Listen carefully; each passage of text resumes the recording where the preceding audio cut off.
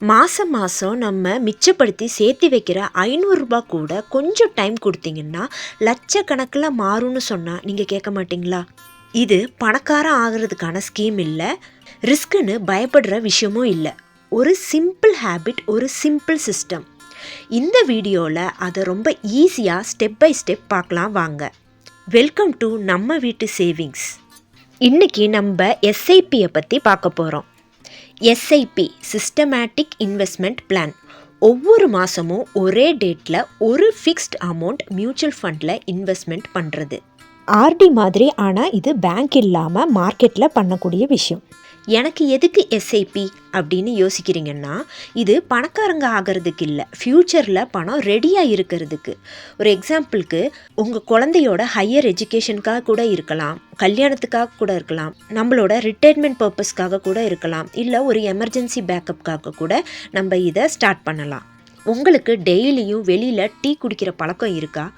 டெய்லியும் 20 ரூபாய்க்கு டீ குடிக்கிறீங்கன்னா மாதத்துக்கு 600 ரூபாய், ஒரு வருஷத்துக்கு 7200 ரூபாய். அதே 500 ரூபாயிலேருந்து 1000 ரூபாய் வரைக்கும் எஸ்ஐபியாக ஒரு இன்வெஸ்ட் பண்ண ஸ்டார்ட் பண்ணிங்கன்னா 10லேருந்து 15 வருஷத்துக்குள்ளே அது லட்சக்கணக்காக மாறும். எஸ்ஐபிக்கும் ஆர்டிக்கும் உள்ள கம்பேரிசனை பற்றி பார்க்கலாம். இப்போ ஆர்டி பார்த்திங்கன்னா நம்ம பேங்க்கில் ஸ்டார்ட் பண்ணுறது, எஸ்ஐபின்றது பார்த்திங்கன்னா மார்க்கெட்டில் இன்வெஸ்ட் பண்ணுறது. நம்ம போட்ட காசுக்கு 5லேருந்து 6% ஆர்டியில் ரிட்டர்ன்ஸ் கிடைக்கும். எஸ்ஐபியில் பார்த்திங்கன்னா 10 to 15% ரிட்டர்ன் கிடைக்கும். ஆர்டியில் நம்ம போட்ட அமௌண்ட் சேஃபாக இருக்கும், ஸ்லோ க்ரோத்தாக இருக்கும். எஸ்ஐபியில் பார்த்திங்கன்னா ரிஸ்க் இருக்குது, ஆனால் ஹையர் க்ரோத் கிடைக்கும். ஆர்டி நீங்கள் ஷார்ட் டேர்ம்க்காக போடுறீங்கன்னா ஓகே, நீங்கள் ஒரு லாங் டேர்ம் பர்பஸ்க்காக போடுறீங்கன்னா நீங்கள் எஸ்ஐபி சூஸ் பண்ணிக்கலாம். இப்போது எஸ்ஐபி எப்படி ஒர்க் ஆகுது அதை பற்றி பார்க்கலாம்.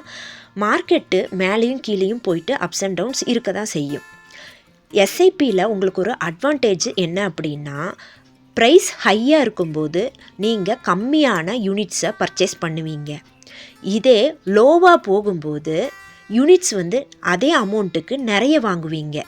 இதுக்கு பேர் ருப்பி காஸ்ட் ஆவரேஜிங். நீங்கள் எஸ்ஐபி ஸ்டார்ட் பண்ணுறதுல என்ன அட்வான்டேஜ்னா, மார்க்கெட்டோட டைமிங் பற்றி நீங்கள் கவலைப்பட வேண்டாம்.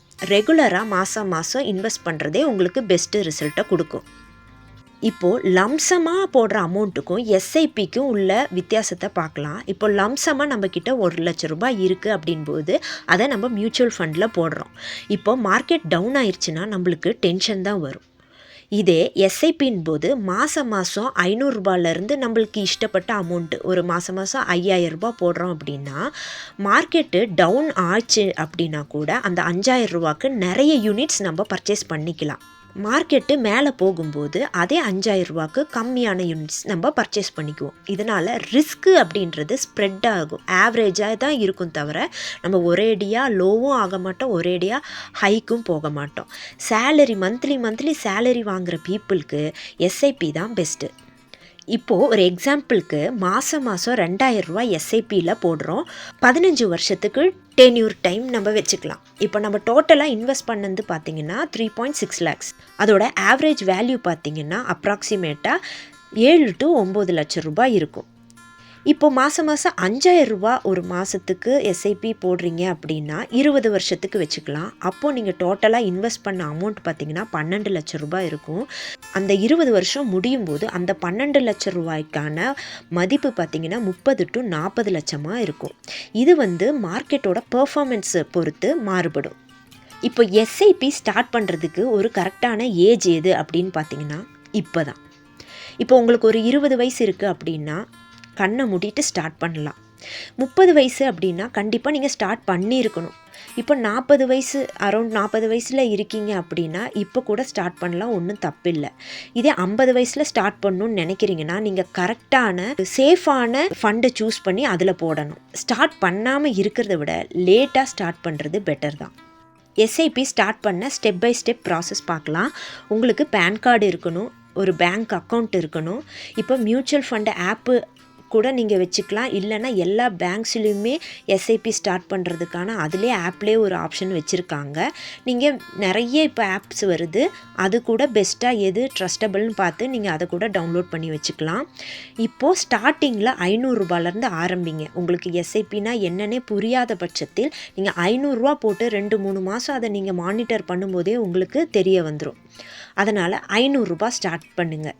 மாதம் கரெக்டாக ஒரு டேட்டை வந்து நீங்கள் செலக்ட் பண்ணிக்கோங்க. அதுக்கப்புறம் ஆட்டோ டெபிட்டை ஆக்டிவேட் பண்ணிக்கோங்க. அவ்வளோதான். இப்போது பிகினர்ஸ்க்கு எஸ்ஐபி அமௌண்ட் எவ்வளோ போடலாம் அப்படின்னு பார்த்தீங்கன்னா, ஹவுஸ் ஒய்ஃபுக்கு 500லேருந்து 1000 ரூபாக்குள்ளே மிச்சப்படுத்தின காசை போட்டுடலாம். இப்போ சேலரி வந்து 20,000 ரூபாக்குள்ளே இருக்குது அப்படின்போது நீங்கள் 2000லேருந்து 3000 ரூபாய் உங்கள் ஃபேமிலி சுச்சுவேஷனை பார்த்து போடலாம். இதே 40,000 ரூபாய் சேலரி இருக்குது, இஎம்ஐ எல்லாம் அவ்வளோ இல்லை அப்படின்போது 5000லேருந்து 8000 ரூபாக்குள்ளே போடலாம். உங்கள் இஎம்ஐ எல்லாம் க்ளோஸ் பண்ணிவிடுங்க. அப்புறம் அன்வான்டாக இருக்க எக்ஸ்பென்ஸ் எல்லாம் கட் பண்ணிவிட்டு நீங்கள் எஸ்ஐபியை அதுக்கப்புறம் தான் ஸ்டார்ட் பண்ணணும். எஸ்ஐபி ஸ்டார்ட் பண்ணுறதுக்கு முன்னாடி இந்த 5 மிஸ்டேக்கை தவிர்த்துடுங்க. ஷார்ட் டேர்முக்கு எக்ஸ்பெக்ட் பண்ணவே கூடாது. ஏன்னா இது எஸ்ஐபின்றது ஒரு லாங் டேர்ம் இன்வெஸ்ட்மெண்ட்டுக்கு தான் உங்களுக்கு சூட் ஆகும்.